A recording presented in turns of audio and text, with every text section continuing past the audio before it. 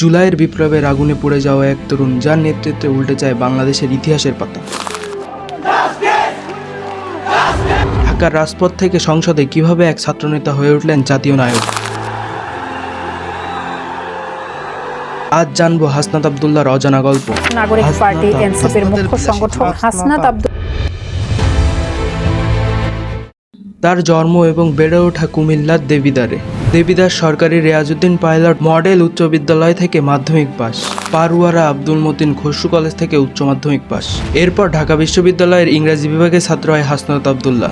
বিজ্ঞানের ছাত্র হয়েও ইংরেজি সাহিত্যে ডিগ্রি আর রাজনীতির মঞ্চে ভাষার শক্তিকে অস্ত্র করে তোলা হাসনাতের জীবনের শুরু থেকেই ছিল সংগ্রাম। কোটা সংস্কার আন্দোলনের কেন্দ্রীয় সমন্বয়কদের মধ্যে হাসনাত আব্দুল্লাহ ছিলেন অন্যতম। 2024 সালের 26শে জুলাই হাসনাত আব্দুল্লাহর গ্রেপ্তারি ছিল শেষ ঘটনা। 5ই আগস্ট হাসিনার পতনের দিন হাসনাত আব্দুল্লাহ ঘোষণা দেয় এবার লক্ষ্য রাষ্ট্র পুনর্গঠন। 5ই আগস্টের পর ডক্টর ইউনূসের অন্তর্বর্তী সরকার গঠনের দাবি তোলা হয়। এই দাবির মূল লক্ষ্য ছিল ফ্যাসিবাদী ব্যবস্থার উৎখাত। সরকার গঠন হওয়ার পরেও থেমে থাকে না হাসনাত। নিজ উদ্যোগে রাজপথে দেশের মানুষের সমস্যা নিয়ে কাজ করা শুরু করে। চট্টগ্রাম বিশ্ববিদ্যালয়ের মত বিনিময় সভায় হাসনাত বলেন, ক্যাম্পাসে এতদিন যে রাজনীতির চর্চা হয়েছে সেটি ছিল লেজুড়ে ভিত্তিক, কিন্তু আমরা এমন রাজনীতি চাই যার দ্বারা ছাত্র, সমাজ এবং দেশের মানুষের উন্নতি হবে। ছাত্রদের রাজনীতি ছাড়া আমরা আমাদের অধিকার কখনোই আদায় করতে পারবো না।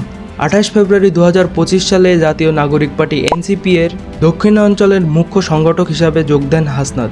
দেশ থেকে আওয়ামী লীগকে নিষিদ্ধ করতে গঠনমূলক অবদান রাখে হাসনাত। বিএনপি সম্পর্কে হাসনাত বলে, আওয়ামী লীগের টাকাতে চলে বিএনপির রাজনীতি। বিএনপির সাথে বিতর্ক, সংবিধান পরিবর্তনের ডাক থেকে সেনাবাহিনীদের সাথে ঝামেলা, হাসনাত আজও আছে বিতর্কের মূলে। চারিত্রিক হামলা থেকে রাজনৈতিক হুমকি, বিপ্লবের এই নায়ককে রক্ষা করার দায়িত্ব নিয়েছেন সাধারণ জনগণ।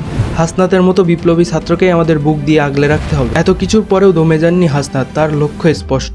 জুলাই বিপ্লবের সাংবিধানিক স্বীকৃতি আর ফ্যাসিবাদ মুক্ত বাংলাদেশ গড়ে তোলা, এই তার মূল লক্ষ্য। আপনার মতামত জানান কমেন্টে। হাসনাত কি হবে দেশের ভবিষ্যৎ নেতা?